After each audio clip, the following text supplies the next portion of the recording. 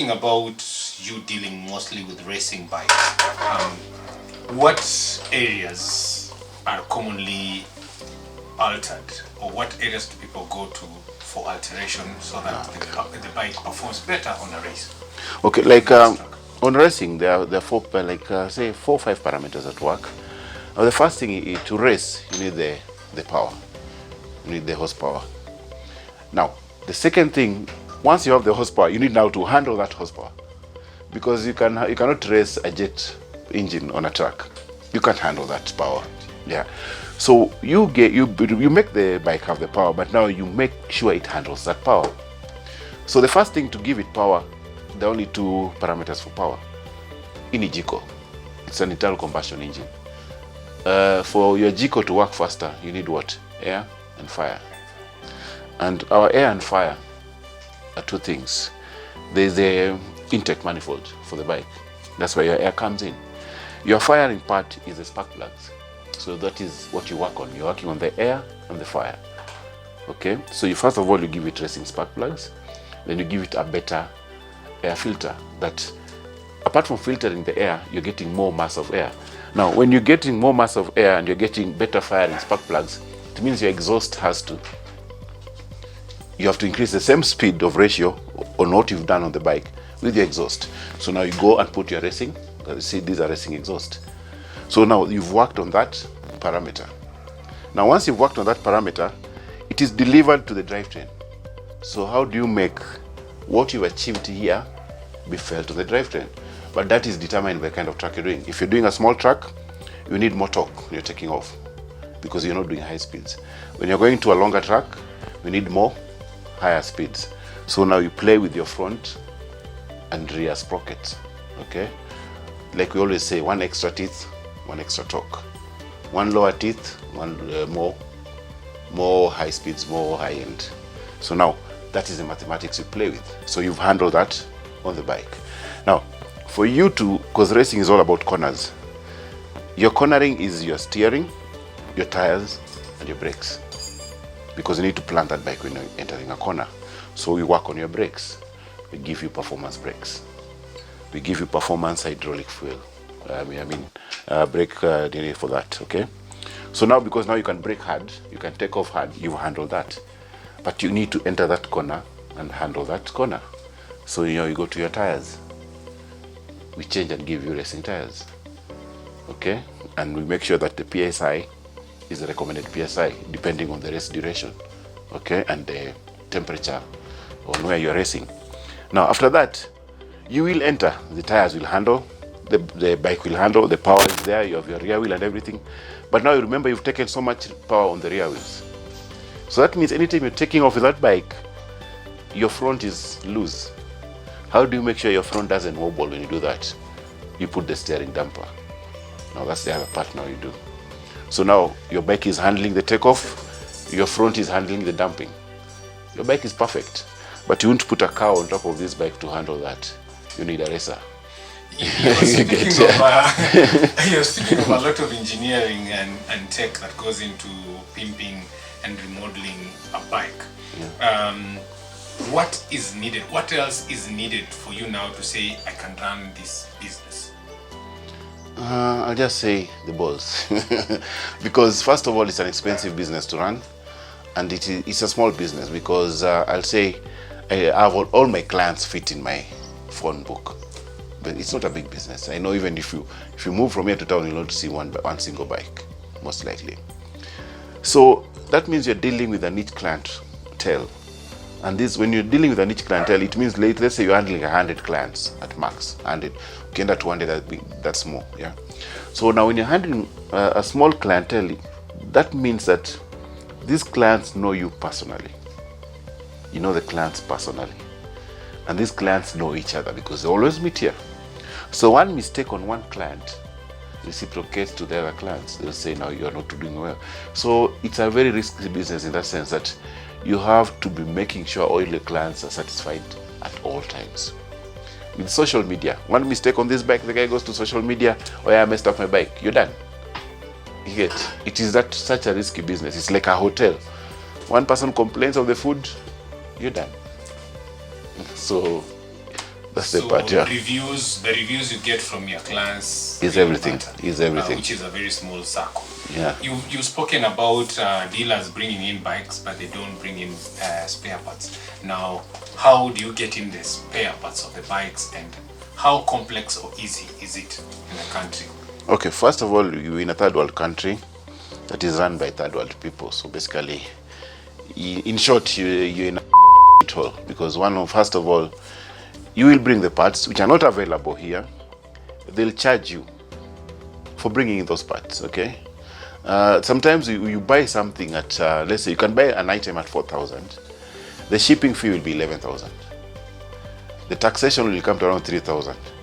So already, the shipping and the taxation is already 5 times the price of the item. So you'll go to a client and say, okay, you wanted the brake pads, they're here. I'm charging you 16,000. The client goes like, no, Ken, I've gone online. This thing is 4,000. Now explaining to that client all that is not easy.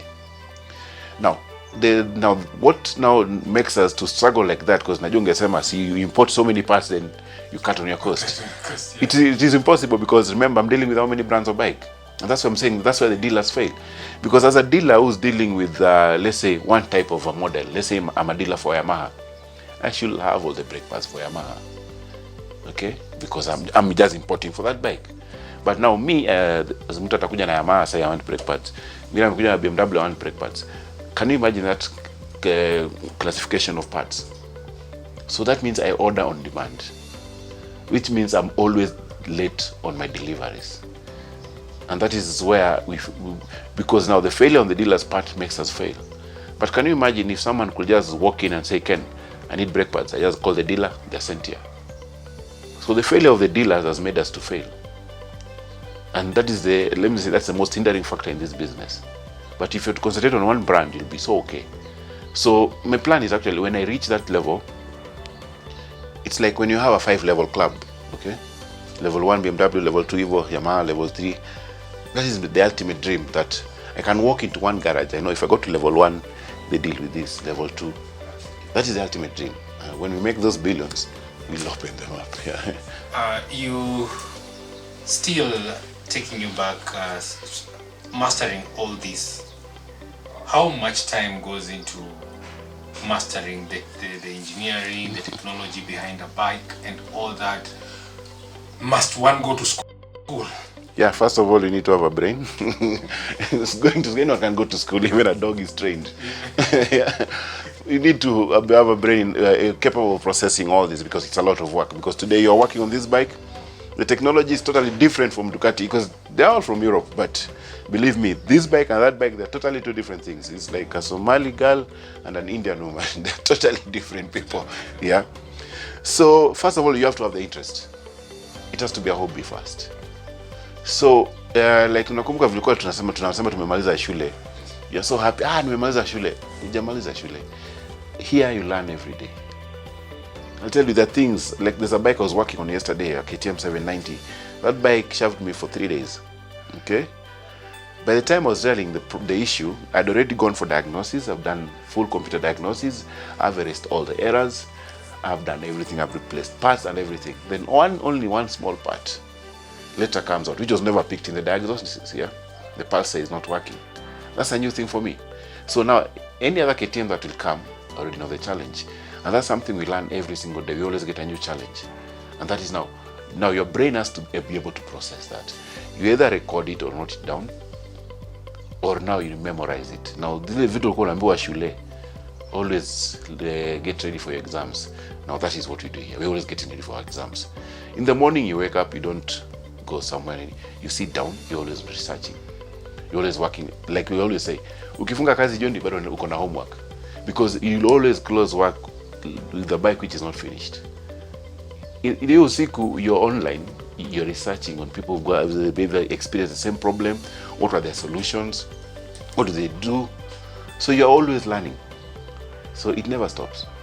Yeah, you're speaking of always learning, having a sharp mind to grasp things very fast. And then you spoke about people who are dealing in bikes, maintaining, pimping the bikes, not understanding what you're doing, and also not even understanding the business and going mainstream or commercial.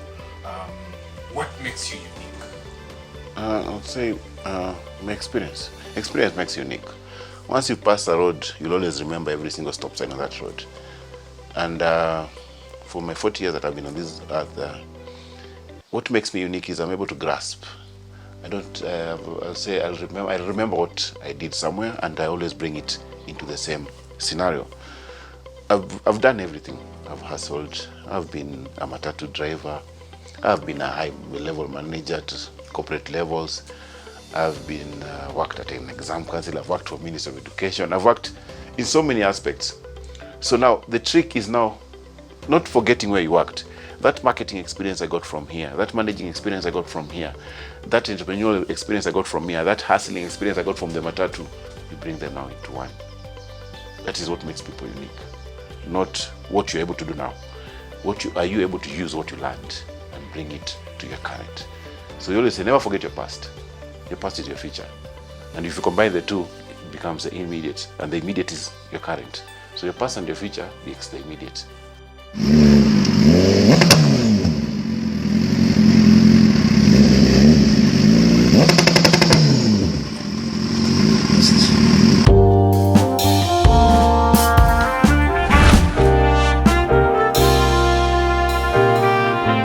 What comes into your mind when you hear the word superbike?